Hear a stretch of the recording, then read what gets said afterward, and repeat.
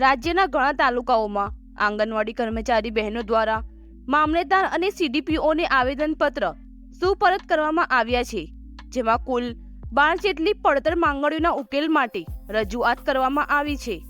સંગઠનનું કહેવું છે કે સરકાર દ્વારા વર્ષ 2022થી નવા મોબાઈલ ફોન આપવાનું વચન આપવામાં આવ્યું હતું, પરંતુ હજી સુધી ઘણા કર્મચારીઓને મોબાઈલ આપવામાં આવ્યા નથી। હવે જોવાની વાત એ છે કે સરકાર 15 માર્ચ પહેલા આ મુદ્દે કોઈ ઉકેલ લાવવાનો પ્રયત્ન કરે છે કે નહીં। જો ઉકેલ નહીં આવે તો 16 માર્ચથી સમગ્ર ગુજરાતમાં મોટી હડતાલ શરૂ થઈ શકે છે।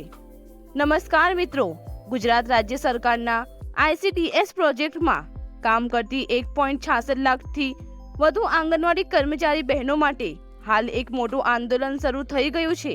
5 માર્ચ 2026થી સમગ્ર રાજ્યમાં આંગણવાડી કર્મચારી બહેનો દ્વારા પોષણ ટ્રેકર એપમાં થતી ઓનલાઈન કામગીરીનો બહિષ્કાર કરવામાં આવી રહ્યો છે।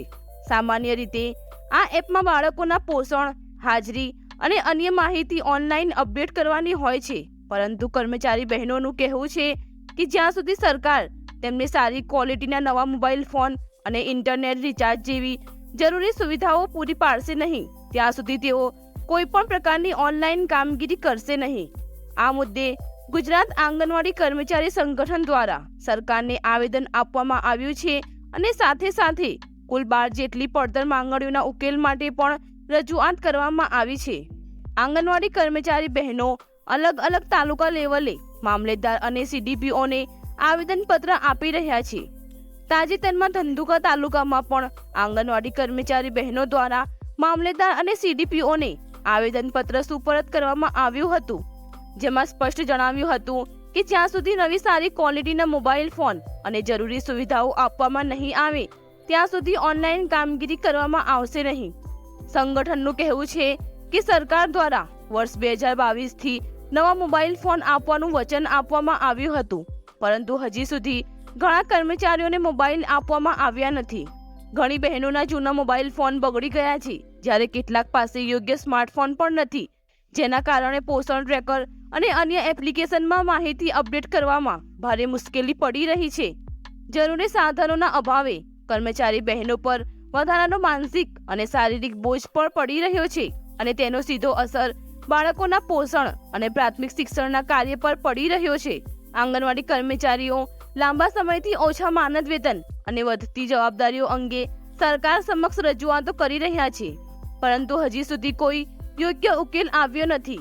મહત્વની વાત એ છે કે 20 ઓગસ્ટ 2025ના રોજ ગુજરાત હાઈકોર્ટની ડિવિઝન બેન્ચ દ્વારા પણ રાજ્ય સરકારને સૂચના આપવામાં આવી હતી કે આંગણવાડી વર્કરોને આશરે 24,800 રૂપિયા અને તેડાગર બહેનોને આશરે 20,300 રૂપિયા જેટલું જીવન નિર્વાહ માટે યોગ્ય માનદ વેતન આપવામાં આવે અને તેના માટે 6 મહિનાનો સમયગાળો પણ આપવામાં આવ્યો હતો।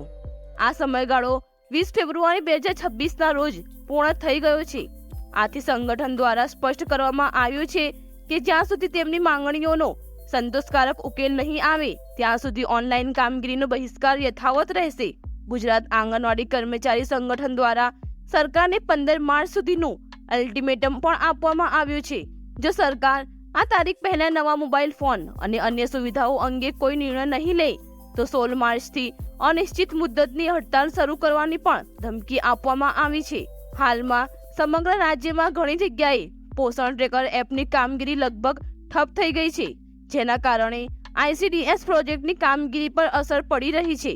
જો આ સ્થિતિ લાંબા સમય સુધી ચાલુ રહેશે તો સરકાર માટે પણ આ એક મોટો પ્રશાસનિક પ્રશ્ન બની શકે છે। હાલમાં ગુજરાત વિધાનસભામાં બજેટ સત્ર ચાલુ રહ્યું છે, જે 25 માર્ચ 2026 સુધી ચાલવાનું છે। તેથી ઘણા લોકોનું માનવું છે કે મહિલા અને બાળ વિકાસ વિભાગ તથા નાણાં વિભાગ મળીને આંગણવાડી કર્મચારી બહેનો માટે નવા મોબાઈલ ફોન, ઇન્ટરનેટ રિચાર્જ અને અન્ય સુવિધાઓ અંગે કોઈ મહત્વપૂર્ણ જાહેરાત કરી શકે છે।